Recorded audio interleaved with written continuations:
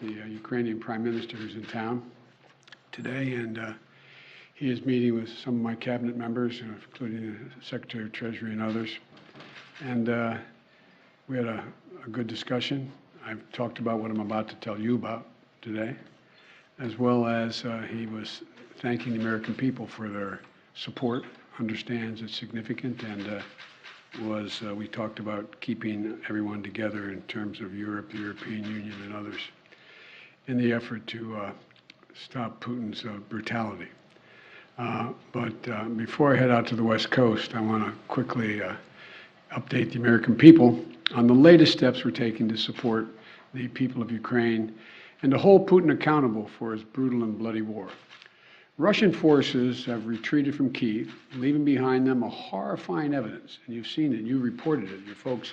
And by the way, I don't say this often, but I think we should give enormous credit to the folks with your agencies that are on the ground in Ukraine, in these spots, and they're really, I've spoken to several of them.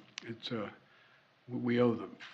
But uncovering these evidences of their atrocities and war crimes against Ukrainian people is so clear to the whole world now. Now they've launched and refocused their campaign to seize new territory in eastern Ukraine. And we're in a critical window now of time where they're going to set the stage for the next phase of this war. And the United States and our allies and partners are moving as fast as possible to continue to provide Ukraine the forces that they need, the weapons they need, the equipment they need, their forces need to defend their nation. Last week, I signed an $800 million package of security assistance to Ukraine that included new capabilities like artillery systems and armored personnel carriers, equipment that is responsive to Ukraine's needs and tailored to support the intensified fighting in the Donbas region, which is a different war than in other places because both topographically it's different. It's flat, it's not in the mountains, and it requires different kinds of weapons to be more effective. Today, I'm announcing another $800 million to further augment Ukraine's ability to fight in the east, in the Donbas region. This package includes heavy artillery weapons, dozens of howitzers, and 144,000 rounds of ammunition to go with those howitzers. It also includes more tactical drones. In the past 2 months, we've moved weapons and equipment to Ukraine at record speed. We've sent thousands of anti-armor and anti-missile helicopters, drones, grenade launchers, machine guns, rifles, radar systems.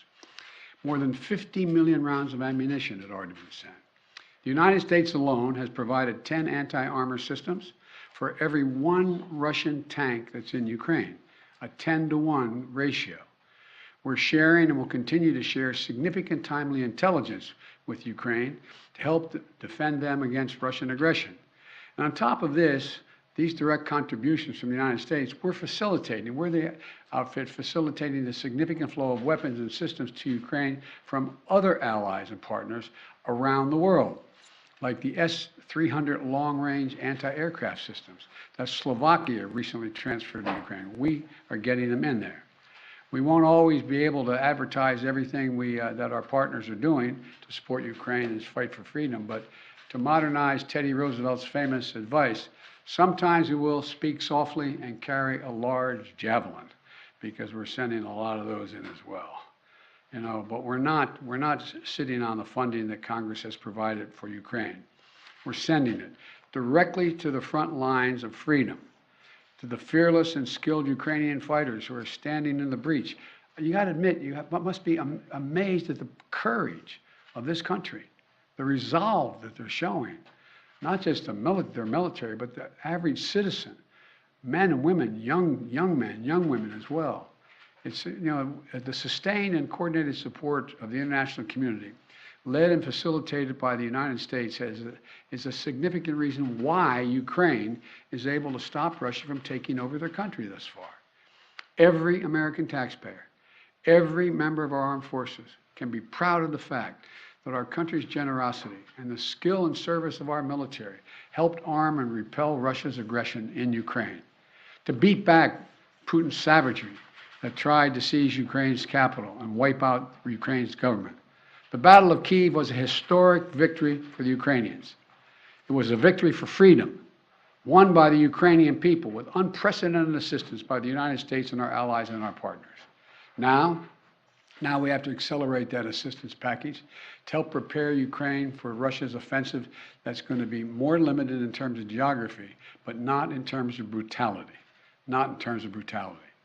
Combined with our recent drawdowns, it will ensure a steady flow of weapons and equipment into Ukraine over the next few weeks. However, with this latest disbursement, I've almost exhausted the drawdown authority I have that Congress authorized for Ukraine in a bipartisan spending bill last month. In order to sustain Ukraine for the duration of this fight, next week I'm going to have to be sending to Congress a supplemental budget request to keep weapons and ammunition flowing without interruption to the brave Ukrainian fighters and continue to deliver economic assistance to the Ukrainian people. My hope is, and my expectation is, Congress would move and act quickly. And I want to thank the Congress, Democrats and Republicans, for their support for the people of Ukraine. Our unity at home, our unity with our allies and partners, and our unity with the Ukrainian people is sending an unmistakable message to Putin. He will never succeed in dominating and occupying all of Ukraine. That will not happen.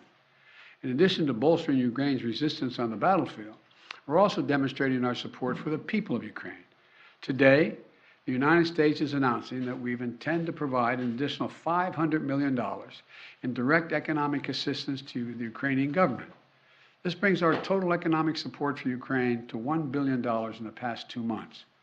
This is money the government can help use to stabilize their economy, to support communities that have been devastated by the Russian onslaught, and pay the brave workers that continue to provide essential services to the people of Ukraine. You know, these past weeks have seen a terrible human cost of Putin's ambition for conquest and control.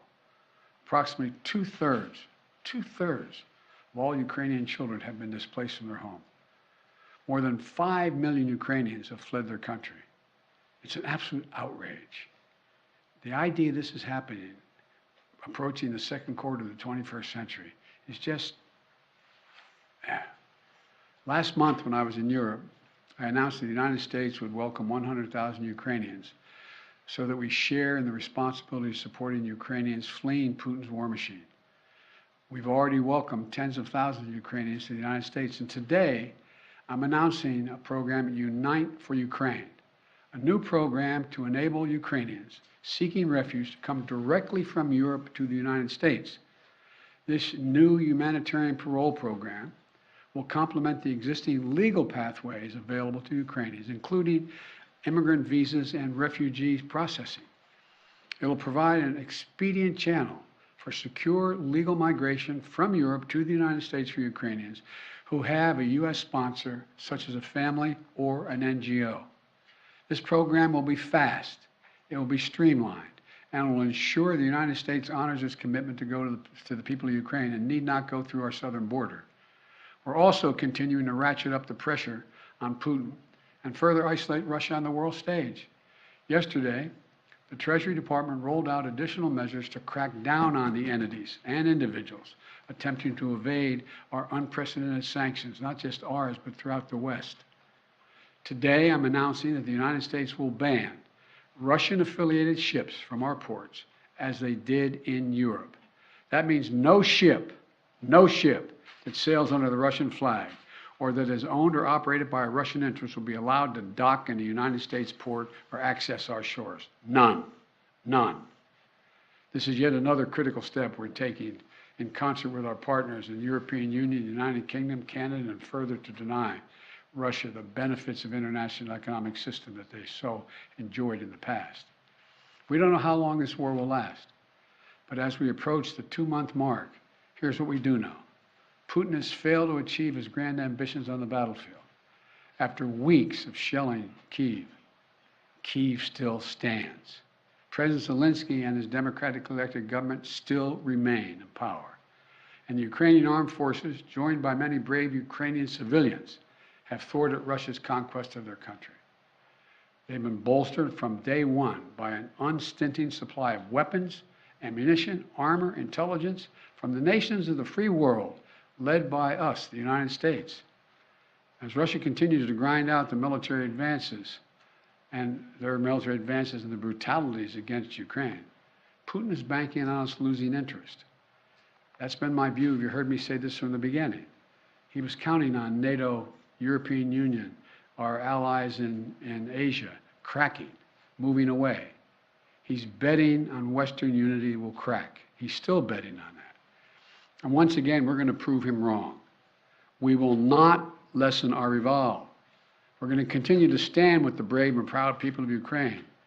We will never fail in our determination to defend freedom and oppose tyranny. It's as simple as that. So again, I want to thank the American people. Thank the American people for their support of the Ukrainian people. This is our responsibility, it seems to me, and we've been able to hold the whole world together in this effort. So thank you very much. Thank you. I'm going to take just one or two questions. I got a plane to catch. What does Putin claiming control over Mariupol mean? How significant is that? Well, first of all, it's questionable whether he does control Mariupol. One thing for sure we know about Mariupol, he should allow humanitarian corridors to let people on that steel mill and other places that are buried under rubble to get out, That's what any head of state would do in such a circumstance. And so there is no evidence yet that Mariupol is completely fallen. Mr. President. On Title 42, sir, are you considering delaying lifting Title 42? No, what I'm considering is continuing to hear from well, first of all, there's going to be an appeal by the Justice Department, because as a matter of principle, we want to be able to be in a position where if in fact it is strongly concluded by the scientists that we need Title 42, that we be able to do that. But there has been no decision on extending Title 42. Thank you. Mr. President, how long can the U.S. maintain the level and pace of this military support for Ukraine? Well, we have the capacity to do this for a long time. The question is, are we going to continue to maintain the support of the international community and keep the pressure on Putin to prevent him from overrunning the country, number one, and number two, make sure we continue to maintain the economic sanctions, which over time, and we're beginning to see it, are devastating their economy and their ability to move forward. So the most important thing right now is maintain the unity. So far, so good. Thank you very much. How much money are you going to ask for in the supplemental? How much money in the supplemental? The answer that's being decided now. I'm asking the Defense Department to put together a head. Thank you. Thank you.